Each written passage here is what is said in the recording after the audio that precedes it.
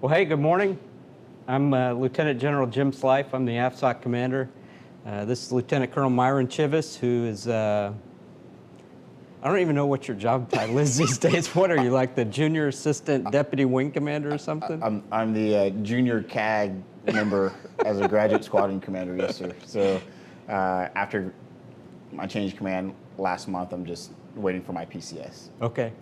So Colonel Chivas and I are kicking off the inaugural issue of AFSOC Unfiltered, which we're not really sure what this is. We think it might be a podcast. It might be a video podcast. I've got a kid that while he was in college, he did a late night radio show where he was a DJ, and it was it was total amateur hour. And I used to make fun of him for that, and now I'm worried that he's gonna watch this and recognize this for amateur hour. But Myron, why don't you tell him a little bit about what we're going to be doing here for the next several episodes? So right now it's just a tough time in the country, and we're dealing with a lot of things, and specifically racism. And based on our previous relationship, of working for you as an exec and growing and watching you become the AFSOC commander, and how you've approached diversity, how you approached inclusion, and how you actually got out front and led on the conversation of racism. This was an opportunity and a time for us to just really document how two people can have difficult conversations, how a general officer and a lieutenant colonel can talk about things that are uncomfortable, which means that squadron commanders can talk about with their airmen, and airmen can talk amongst each other. Yeah, that's it's a good point. When you and I have these conversations, Myron, I always learn from you, and I always kind of feel like it's a two-way conversation, and the thought of rank and position, all that stuff, it doesn't generally cross my mind. And one of the things that I've really appreciated about our time together over about the last 10 years is the fact that we can have these conversations. And so we're going to talk a little bit about that over the next several episodes, kind of how you and I met, how we kind of started off, the way our relationship has evolved over the years. And in the course of that, we'll have the opportunity to talk about certainly racism and some of the things that airmen all across the Air Force struggle with. And so I think the key point of what, as you and I have talked about, that I would like for our airmen to get away, to take away from this, is the idea that to lead you have to learn, and to learn you have to listen. And so there's really a progression here of listen, learn, and lead. And this conversation that we're going to have is really all about listening and learning to enable each of us to go out and be more effective leaders by listening to one another and learning from one another. So I'm looking forward to the conversation. I'm not real sure how this is going to go, but I am looking forward to talking about it with you. One of the things I've appreciated about you and then how our professional relationship has blossomed is how you've been out front on almost every issue in terms of mentorship, leadership, and then also diversity. And for the last few years, I've had the opportunity to watch you teach other senior leaders, incoming wing commanders, incoming group commanders, on the importance of diversity. And recently, you posted on Facebook your cube, the tool that you use to kind of explain why diversity is important. And I think it's crucial, at this point in time where we are in our history of, the United States and just the Air Force, that you continue that conversation, and I appreciate it. Well, the cube is kind of an interesting thing. So, this came about after you and I had the opportunity to get to know one another and that kind of stuff, and I really had come to value the perspective that you offered me. And what I always found was that it was always different, and not necessarily right or wrong, but different perspective. And So that made me think about, so how do you communicate about, frankly, something that's an uncomfortable topic, the issue of race? How do you communicate about that in the workplace? And I think a lot of the reason it's challenging for many of us is because, this has kind of been a taboo topic for years and years. I mean, it's just not something that we talk about in the workplace. It's like religion or politics or something. It just doesn't really fit in the workplace, has kind of been the prevailing view. And so we're uncomfortable. Maybe we're uncomfortable because, I'm afraid that I might say something that's going to offend you, if I start talking about race. And so I don't know where the red lines are, and so I'll just avoid it altogether to avoid saying something that, might cause somebody to file a complaint against me or might cause me to offend you or something like that. How does that, how do you create in a workplace, how do you create a space where people are, they realize, hey, this is okay to talk about and it's going to be a little uncomfortable and that kind of stuff? I mean, you just graduated as a squadron commander. I mean, how do you have those conversations in the workplace? So I think it's built on trust. It starts there. If the airmen believe that you're genuinely trying to do what's best for the organization, then they trust that your perspective, while if they disagree or have a different perspective, is coming from the heart. And if airmen believe that they can approach you or talk to you, or just say, hey, I see it a different way, and they're not going to be reprisal or held accountable for just having a different perspective, then it becomes easier to have conversations. So in my squadron, I was one of two minorities in the organization. And I found, when I say minorities, black airmen. As a squadron commander, you were one of two. I was one of two with the other, well, actually three, but we rotated one out.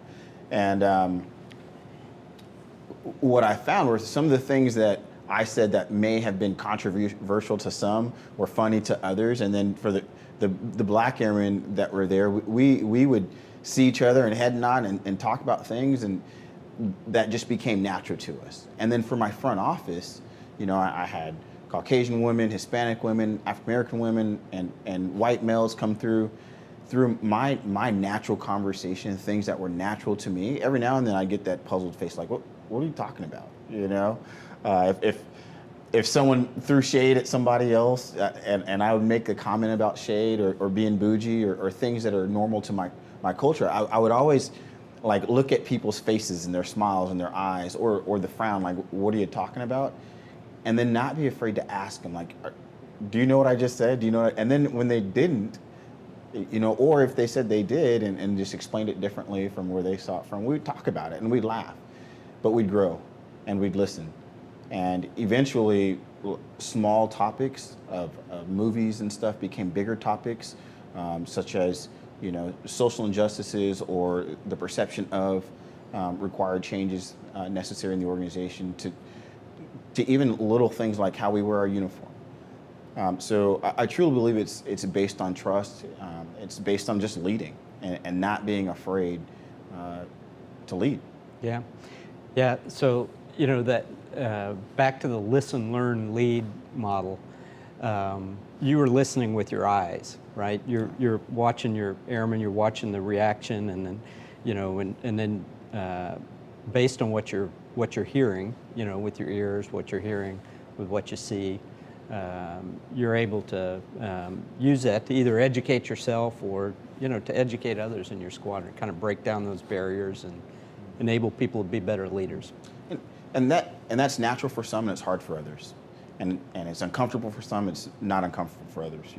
I've found, or at least I believe, I'm very comfortable in uncomfortable situations. It's just part of how I was raised, and then the things that I've lived with and through since I've been in the military, and so I know that it's okay to be uncomfortable, and I know it's also okay to not to apologize per se. Sometimes you have to apologize, but other times say, I just didn't know, I didn't realize that, and by taking and listening to someone else's perspective and considering that when I make a decision, it is obvious to my subordinates and leadership that I'm capable of listening.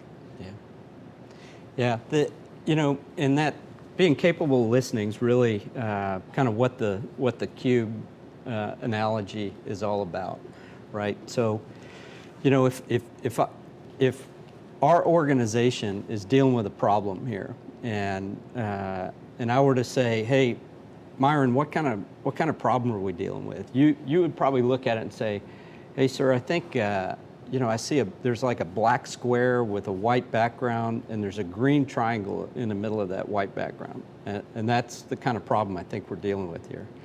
And that'd be your answer to that. But my answer would be, hey, I see the black square and the white background and that, but I don't see that green triangle thing, man.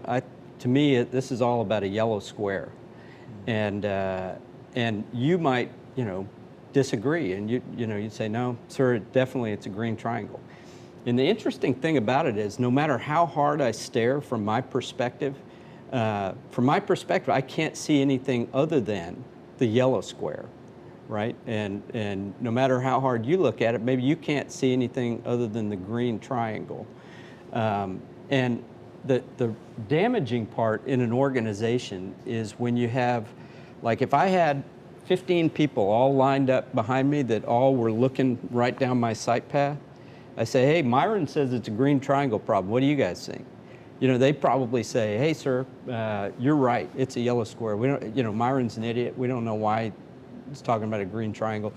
And it's easy to get shouted down if you're the only person with that kind of green triangle perspective. But if you build an organization that has people with a lot of different points of view, and you create an environment where people are willing to kind of offer their points of view, even if they know that, hey, it's probably not the same as other people, or I'm going to be a little bit different here or whatever. Somebody standing over here might say, hey, sir, actually, I see what Myron's talking about. There's definitely a green triangle, but I don't think it's a square. I think it might be a cube, because I see another side to it that's got like blue polka dots on it. And somebody over here might say, yeah, I see those blue polka dots, but sir, I also see your yellow square thing. And the more people that you get, looking at this problem from different perspectives and that kind of stuff, you get a better understanding of what it is you're dealing with. And so to me, that's the point of diversity, is as you build an organization with airmen with different points of view. And where do those different points of view come from? They come from background, experiences, race, gender, sexual orientation, AFSC, where you grew up, where you went to college, first language. I mean, there's all these things that go into making us who we are.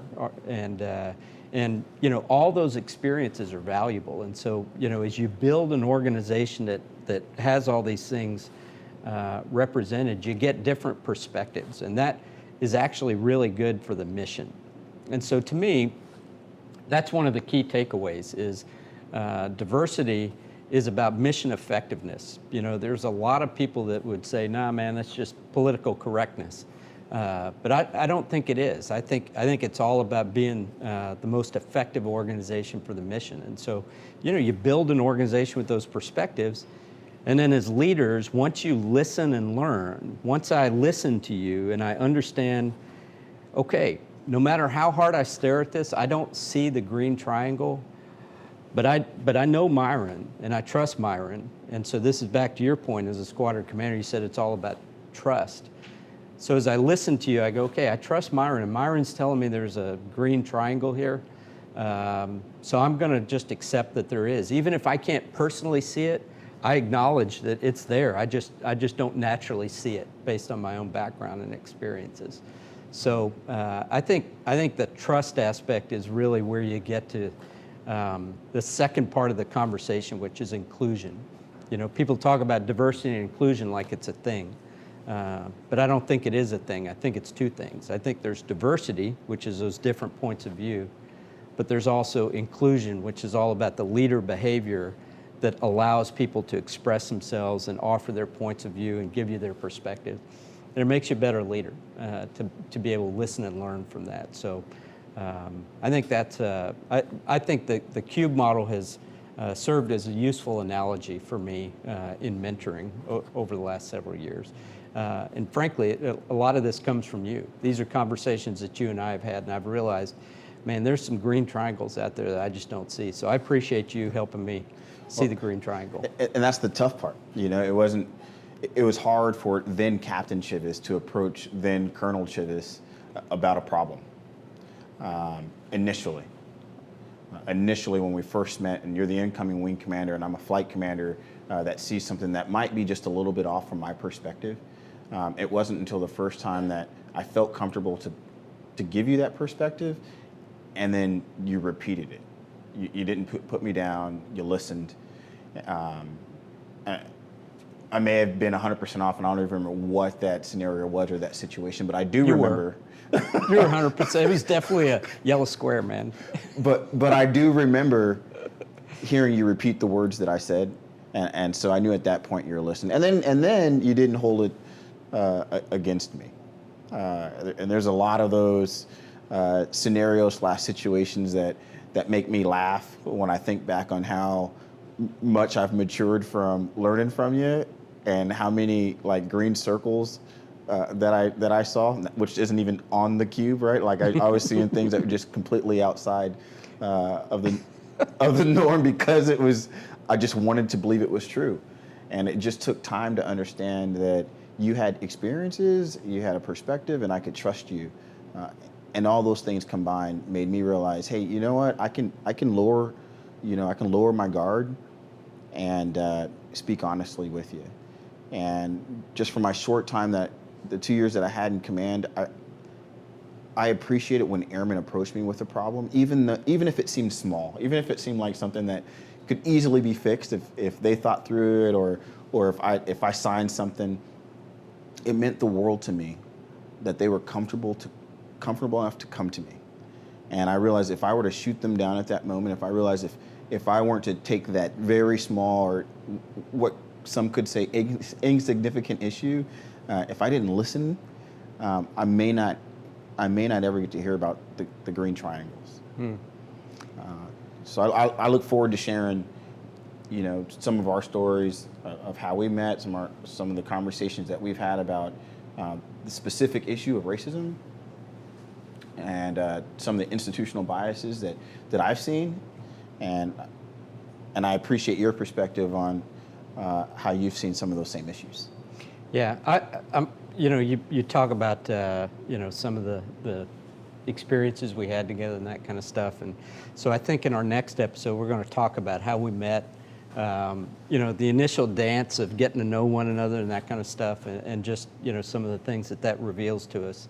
I think about issues of race and perspective and inclusion, those kind of things. So I'm looking forward to that, and I'm looking forward to sharing with our audience. For those that stick with us, I'm looking forward to being able to tell them how you called me your ugly girlfriend at one point.